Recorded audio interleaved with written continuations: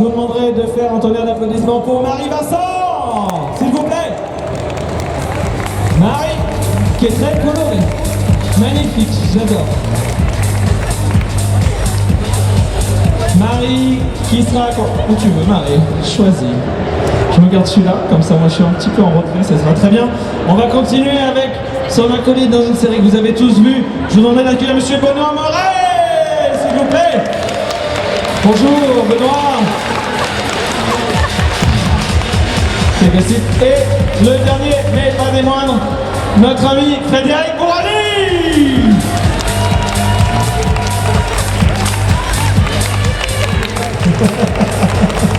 Vas-y, mets-toi là-bas, Frédéric.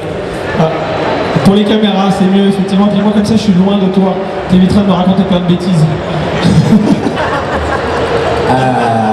Est-ce que ça fait vous accepter des questions? Bon, déjà, j'accepte beaucoup de choses de ma propre épouse à moi. Pour deux raisons.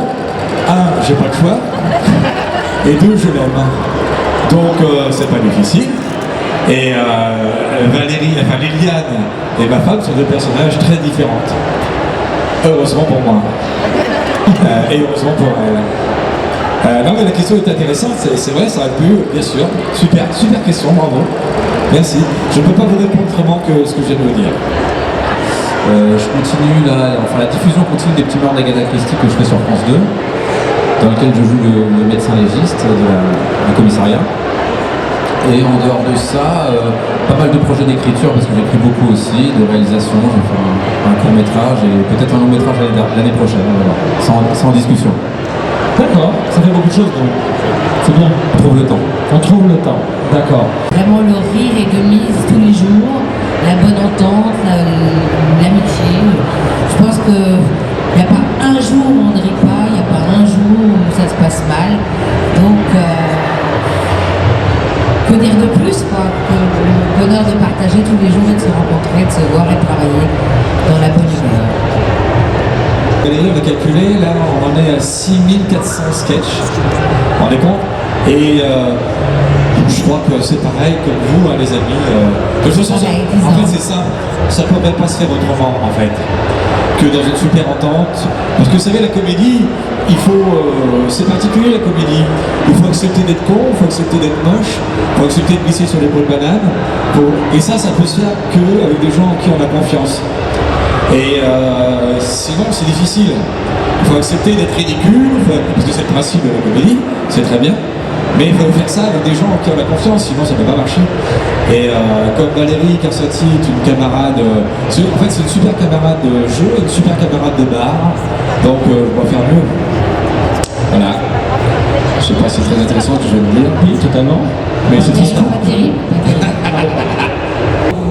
Et c'est aussi magnifique de quitter sa propre famille pour en trouver une autre, un peu la mienne aussi, tellement l'ambiance est bonne, c'est ce que je vous disais précédemment.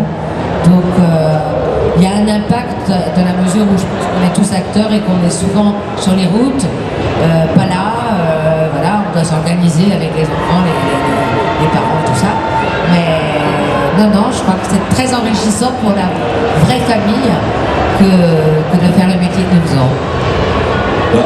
J'ai vécu un petit peu, alors je répondrai comme Marie, je prends la parole, mais j'ai vécu un truc un petit peu particulier, parce qu'au début j'écrivais pour scène de ménage, la première année, maintenant je le fais plus, j'ai plus le temps.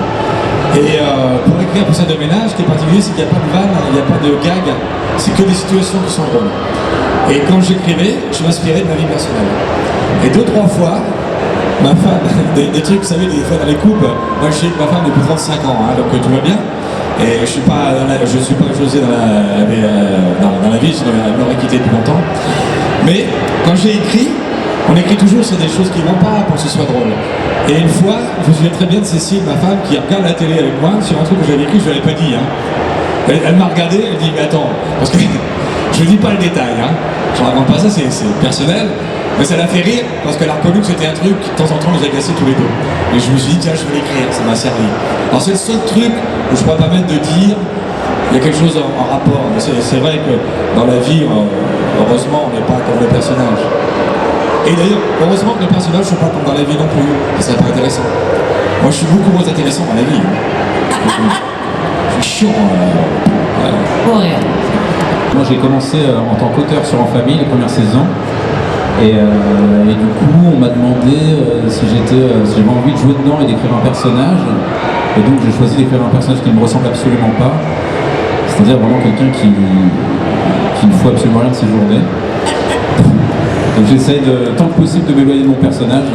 Et c'est vraiment la voie que je prends. Voilà.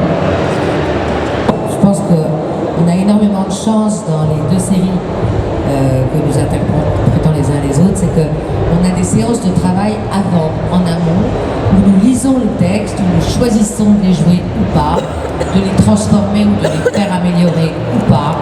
Donc déjà c'est extrêmement enrichissant et intéressant.